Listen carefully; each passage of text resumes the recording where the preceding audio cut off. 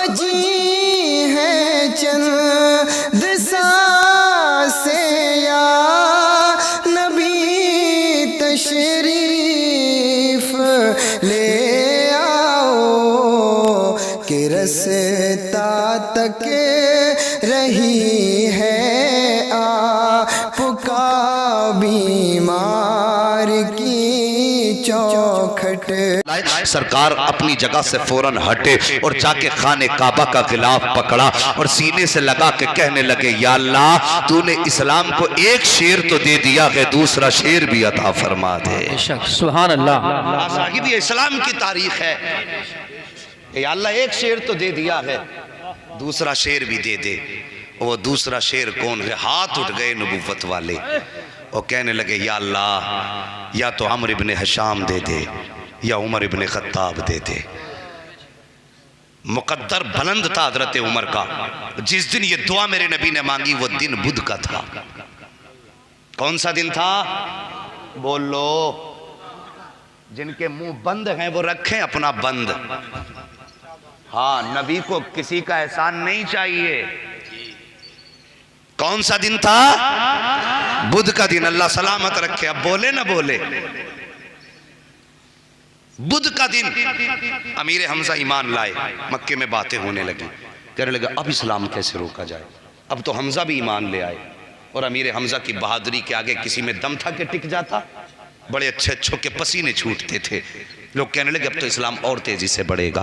باتیں ہونے لگی مکے کے گھر گھر میں باتیں ہیں، دین کیسے روکا جائے، دین کیسے روکا جائے، اسلام کے بڑھتے قدموں کو کیسے روکا جائے۔ ہر گھر میں یہ باتیں ہو رہی۔ ایک گھر کے اندر 26 سالہ جوان ہے، نام عمر ہے، اپنے گھر کے چکر لگا رہا ہے، سوچ رہا ہے اسلام کے بڑھتے قدموں کو کیسے روکا جائے۔ پھر دل ہی دل میں فیصلہ کیا اسلام کو ایسے نہیں روکا جا سکتا، چلو آج بانی اسلام ہی کا کام تمام کر دیتے ہیں۔ پھر خیال آیا کون ہے جو بانی اسلام کا سر قلم کرے گا؟ یہ سوچ کر کے پھر آپ سوچنے لگے کسی میں ہمت نہیں ہے۔ پھر فیصلہ کیا عمر چل خود چل کے سر قلم کر دے۔ اللہ اکبر، یہ سوچ کے گھر سے نکلے ہیں۔ صاحب مکے کی گرمی بڑی سخت تھی، جب لوگ چلا کرتے تھے نا تو دیوار سے لگ کے چلا کرتے تھے، اس کے سائے سے چپک کے چلا کرتے تھے تاکہ سورج کی گرمی سے بچ سکیں۔ لیکن آج عمر کا غصہ اتنا تھا کہ دیوار سے لگ کے نہیں چل رہے ہیں، بلکہ بیچ راہ میں ہاتھ میں تلوار لیے جا رہے ہیں۔ راستے میں نبی کے غلام سے ملاقات ہو جاتی ہے، جس سے ملاقات ہوئی کہنے لگا عمر کدھر جا رہے ہو؟ کہا کہ بانی اسلام کا سر قلم کرنے جا رہا ہوں۔ ابھی جس نے ٹوکا ہے ان کا اسلام ظاہر نہیں ہوا ہے، چھپ کر کے اسلام کا انہوں نے کلمہ پڑھا، دین انہوں نے حاصل کیا ہے۔ اللہ اکبر، کدھر جا رہے ہو؟ بانی اسلام کا سر قلم کرنے۔ اتنا سنا دیوانہ ہنسنے لگا۔ بانی اسلام کا سر قلم کرنے؟ کہا ہاں۔ کہا ان کا سر قلم کرنے جا رہے ہو، پہلے اپنے گھر کی بھی خبر لے لو۔ اتنا سنا کہنے لگے کس گھر کی بات کرتے ہو؟ کہا جس نبی کا تم سر کاٹنے جا رہے ہو تمہاری بہن اسی کے نبی کے نام پہ اپنی جان کا سودا کر بیٹھی ہے۔ جس نبی کا سر قلم کرنے جا رہے ہو تمہارا بہنوئی بھی اسی کے نام پر اپنی جان کا سودا کر بیٹھا ہے۔ اب جو غصہ نبی کی ذات پر تھا وہ پلٹ گیا بہن بہنوئی کی طرف۔ آئے بہن کے دروازے پہ دستک دی، اندر سے قرآن کی آواز آئی۔ ایک طریقہ ہوتا ہے پیار سے دروازہ بجانے کا، ایک ہوتا ہے غصے میں دروازہ بجانے کا۔ غصے میں دروازہ بجایا، بہن سمجھ گئی عمر آ گئے ہیں، آواز دے کے کہنے لگے دروازہ کھول۔ فوراً بہن نے دروازہ کھولا، جو قرآن پڑھا رہے تھے ان کو چھپا دیا گیا۔ بہن نے دروازہ کھولا، عمر نے نہ آؤ دیکھا نہ تاؤ دیکھا، بہن پہ وار شروع کر دیے، مارنا شروع کیا۔ بہن پٹتی جا رہی ہے، نبی نبی کی صدائیں لگاتی جا رہی ہے، پٹتی جا رہی ہے۔ آخر میں جب خون بہنے لگا، بہن نے کہا تھا عمر جیسی اتنا کہا، عمر حضرت عمر کے ہاتھ تھم جاتے ہیں۔ حضرت عمر سوچ رہے تھے شاید اب مجھ سے کرم کی بھیک مانگے گی، یہ کہے گی عمر رحم کر دے، جو تو کہے گا وہ ہوگا۔ لیکن حیرت نہ رہی عمر کو، اللہ اکبر، عالم عجیب تھا۔ جیسی ہاتھ عمر کے رکے ہیں، حضرت عمر کی بہن نے کہا تھا عمر کیا سمجھ رہے ہو، کیا تم سے میں اپنے اوپر کرم کی بھیک مانگوں گی؟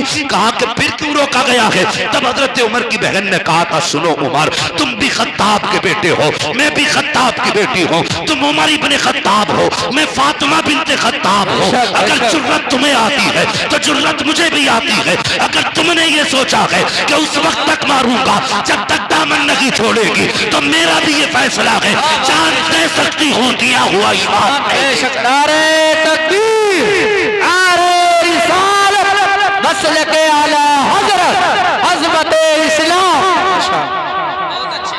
مفتی صاحب، اسلام کی فطرت میں قدرت نے لچک دی ہے۔ جتنا کہ دباؤ گے اتنا ہی ابھرے گا۔ کیا بات ہے بھائی۔ اللہ اکبر کا عمر، تو عمر ابن خطاب ہے، میں فاطمہ بنت خطاب ہوں، سوچ لے کیا کرنا ہے۔ نہ میں اپنا ارادہ بدل سکتی ہوں نہ تو اپنا ارادہ۔ حضرت عمر نے اتنا سنا، کہنے لگے فاطمہ، عمر وہ ہے جس کے سامنے مکے کا بڑا بڑا سردار نہیں بولتا، تو بتا تجھے یہ جرت کس نے دی ہے؟ تو عورت ہو کے اتنی بول رہی ہے؟ حضرت فاطمہ بنت خطاب نے کہا تھا عمر تو نے میرے محبوب کا چہرہ صحیح سے دیکھا نہیں ہے، بے شک کیا بات ہے، اگر دیکھ لے گا یہ سوال ہی نہیں کرے گا۔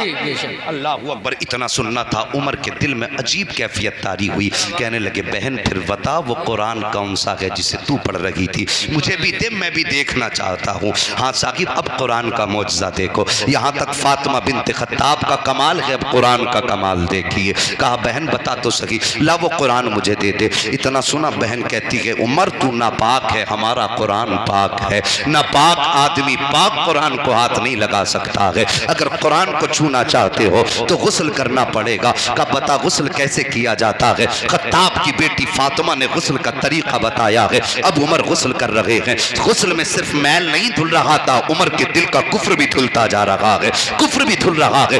اللہ اکبر، غسل مکمل ہوا، کہا اب لاؤ میرے ہاتھ میں قرآن دے دو۔ تو قرآن کی وہ آیتیں جو کسی چمڑے پہ لکھی ہوئی تھی یا کسی تختی پہ لکھی ہوئی تھی، فاطمہ بنت خطاب نے عمر کے ہاتھ میں لا کے رکھی ہے۔ جیسی حضرت عمر نے ہاتھ میں وہ آیتیں لی ہیں، پہلی نگاہ عمر کی لفظ طٰہٰ پہ پڑ جاتی ہے، لفظ طٰہٰ پہ نظر کا پڑنا تھا، بس کمال ہو گیا ہے۔ اب حضرت عمر قرآن کو پڑھتے جا رہے ہیں، روتے جا رہے ہیں، پڑھتے جا رہے ہیں، روتے جا رہے ہیں، بدن کانپنے لگ جاتا ہے۔ کہتے فاطمہ اب دیر نہ کر، مجھے بھی اس محبوب کی چوکھٹ پہ لے چل جس نے تجھے یہ مبارک قرآن لا کر کے دیا ہے۔ اللہ اکبر، اب دیکھو تو صحیح، دار بنی ارقم ہے، اسلام کا پہلا مدرسہ ہے جہاں پر چھپ کر کے لوگوں کو دین سکھایا جا رہا ہے۔ حضرت عمر فاروق اعظم نے اسی دار بنی ارقم کا رخ کیا ہے۔ جب چلنے لگے لوگوں نے کہا آقا عمر آ رہے ہیں، ہاتھ میں تلوار ہے، ارادہ اچھا نہیں لگ رہا ہے۔ حضرت امیر حمزہ کہنے لگے آنے تو، اب حمزہ آ گیا ہے، اگر نیت اچھی ہوگی تو استقبال کیا جائے گا، اور اگر نیت خراب ہوگی تو گردن بھی اسی کی ہوگی، تلوار بھی اسی کی ہوگی، اسی کی تلوار سے اسی کی گردن قلم کروں گا۔ یہ کہنے کے بعد حضرت امیر حمزہ چپ ہو جاتے ہیں۔ اتنے میں حضرت عمر دروازے پہ آئے ہیں، جیسی آئے دستک دی ہے، دروازہ کھلا، پہلا قدم عمر نے رکھا تھا کہ دو صحابہ آگے بڑھے ہیں، انہوں نے دونوں بازوؤں سے حضرت عمر کو پکڑا۔ میرے نبی نے فرمایا چھوڑ دو عمر کو۔ جب چھوڑ دیا گیا، عمر قریب آئے ہیں، میرے نبی اپنی جگہ سے اٹھ کے کھڑے ہوئے ہیں، اور اٹھنے کے بعد آپ نے اپنا دانا ہاتھ حضرت عمر کے دل کے اوپر رکھا، اور رکھنے کے بعد فرمایا تھا اسلم یا عمر، اے عمر اسلام قبول کر لے، اے عمر اسلام قبول کر لے۔ اتنا کہنا تھا، قدم پکڑ کے رونے لگ جاتے ہیں، کہتے محبوب آپ کلمہ پڑھنے کی بات کرتے ہو، آج کے بعد عمر آپ کے قدموں سے جدا نہیں ہوگا۔ اللہ اکبر، حضرت عمر نے کلمہ پڑھا ہے۔ اس کے بعد اگلا سوال میرے نبی سے کرتے ہیں، یا رسول اللہ بتائیے کیا ہمارا دین سچا ہے؟ میرے نبی نے فرمایا تھا ہاں۔ کیا ہمارا قرآن سچا ہے؟ نبی نے فرمایا ہاں۔ پھر حضرت عمر نے کہا تھا یا رسول اللہ جب ہم سچے ہیں تو چھپ کے عبادت کیوں کرتے ہیں؟ میرے نبی نے فرمایا تھا عمر وقت کی نزاکت کو سمجھو، وقت کے حالات کے تقاضے کو سمجھو، اس لیے چھپ کے عبادت کی جا رہی ہے۔ حضرت عمر نے کہا تھا یا رسول اللہ اب عبادت چھپ کے نہیں کی جائے گی بلکہ عبادت کھل کے کی جائے گی۔ اب عمر آ گیا اسلام کے دامن میں، اتنا کہنا تھا۔ حضرت عمر کہتے ہیں یا رسول اللہ اب نماز حرم میں ادا کی جائے گی، آؤ ذرا تاریخ اٹھا کر کے اسلام کی دیکھو۔ حضرت عمر چلے گئے تو مسلمان اب حضرت عمر کے ساتھ 40 کی تعداد مسلمانوں کی ہوئی ہے، 2 صفیں مسلمانوں کی بنی ہے۔ ایک صف کی قیادت حضرت امیر حمزہ کر رہے ہیں، دوسرے صف کی قیادت حضرت عمر فاروق اعظم کر رہے ہیں، اور بیچ میں نبیوں کا سردار چل رہا ہے، حرم کعبہ کی طرف جا رہے ہیں، عمر کے ہاتھ میں تلوار ہے، کہتے جا رہے ہیں اگر کسی کو بچے یتیم کرانے ہیں تو عمر کے مقابلے میں آ جائے، اگر کسی کو بیوی کو بیوہ بنانا ہے تو عمر کی تلوار کا سامنا کرے۔ یہ کہتے جا رہے ہیں۔ اب جیسی پتہ چلا ہے کہ عمر نے نبی کا کلمہ پڑھ لیا ہے